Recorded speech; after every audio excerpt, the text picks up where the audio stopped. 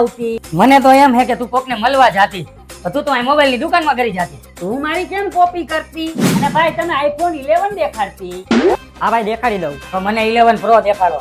11 pro તો મને 12 દેખાડતી. 12.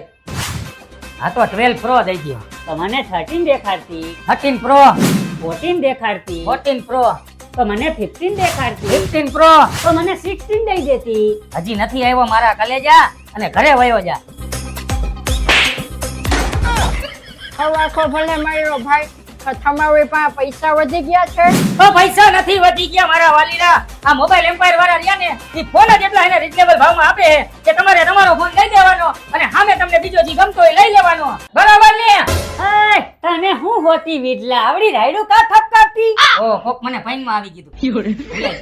અને સાંભળતી, તું મોબાઈલ કોઈ પણ લેતી ને તો બી બર્ડ ફ્રી આવતી, અને મોબાઈલ રિપેરિંગ ની અંદર ડિસ્પ્લે બદલાવતી ને તો બી બર્ડ ફ્રી આવતી.